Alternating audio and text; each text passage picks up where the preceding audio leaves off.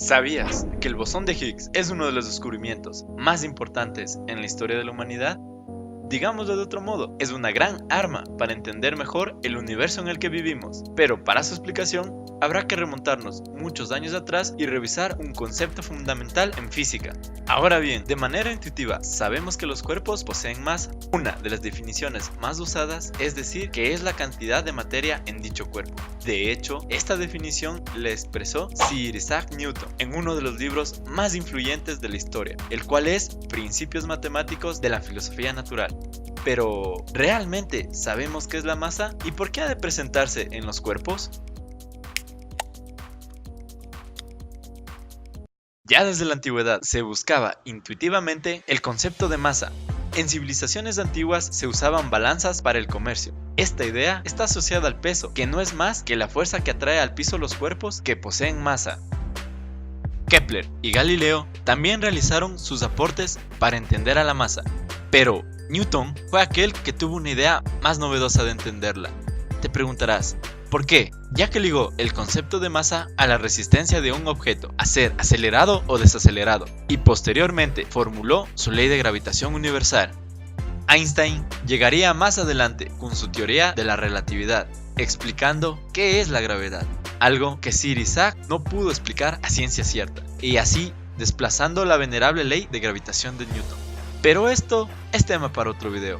Solo cabe destacar que Einstein dio otro avance grande al dar equivalencia entre masa y energía en una de las ecuaciones más conocidas por el planeta, E igual a mc². Energía es igual a la masa de un cuerpo multiplicada por la velocidad de la luz al cuadrado. Ecuación que fue el fundamento para la creación de una de las armas de guerra más temidas hasta aquel momento, la bomba atómica, que mató a más de 270.000 personas en Hiroshima y Nagasaki, Japón. A pesar de este nuevo punto de vista de la masa y su relación íntima con la energía, todavía no se explicaba por qué algunas de las partículas que no tienen masa sí poseen energía, como en el caso del fotón, que es la partícula fundamental de la luz. Es decir, el misterio de la masa aún era esquivo para nuestra comprensión. Se negaba a revelar su secreto y su significado. Tendría que llegar a otra revolución científica tan plausible y fantástica como la relatividad, o de aún mayor importancia, es decir, la mecánica cuántica, ciencia que conmocionó al mundo por sus postulados y leyes que parecían salidos de cuentos o de una película de ficción, pero que en realidad nos demostraban que nuestro universo es más complejo y maravilloso de lo que pensamos. La relatividad y la mecánica cuántica se combinarían y juntos crean la TCC, es decir, la teoría cuántica de campos, cuyo aspecto más importante es que los objetos básicos no son las partículas en sí, más bien son los campos. Un momento, ¿qué son los campos? Simplemente es una magnitud física con valores en cada punto del espacio y tiempo, y que causa que cuerpos interaccionen. Pero el concepto nuevo que introduce el TCC es mencionar que las partículas no son más que excitaciones energéticas de un campo. Ahora bien, desde hace años, específicamente desde los 60 y los 70, se ha ido demostrando que los protones y neutrones están formados por otras partículas llamadas quarks. Estas partículas, junto con el electrón, son partículas fundamentales, es decir, que ya no pueden ser descompuestas. Aquí ingresamos al conocido modelo estándar, que es una teoría cuántica de campos, que explica con gran éxito las propiedades e interacciones de partículas elementales. Este modelo estándar, ME, ha generado una ecuación maestra digna de admiración, que tras varios años de esfuerzo, se ha ido puliendo. Mentes destacadas como Paul Dirac, Robert Oppenheimer, director del Proyecto Manhattan, Shinichiro Tomonaga, Chen-Ning Yang, Yoichiro Nambu, Peter Higgs, Steven Weinberg, Abdul Salam han sido autores de su desarrollo y refinamiento. La ecuación del ME, modelo estándar, desde su origen nació con belleza matemática. Los científicos denominan belleza a todo aquello que si se sujeta a transformaciones queda invariante, es decir, no se altera y posee simetría. Te plantearé un ejemplo para que lo comprendas. Si tenemos un cuadrado y lo rotamos 90 grados, no se ha alterado. Lo mismo ocurre con un círculo en los ejes de su origen. Este es idéntico para cualquier ángulo de rotación dado.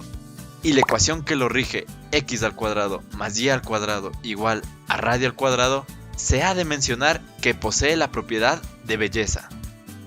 Asimismo, los físicos que trabajan en la ecuación del ME lograron explicar las propiedades y comportamiento de los electrones y distintos quarks mediante la propiedad de la belleza, pero se encontraron con una paradoja.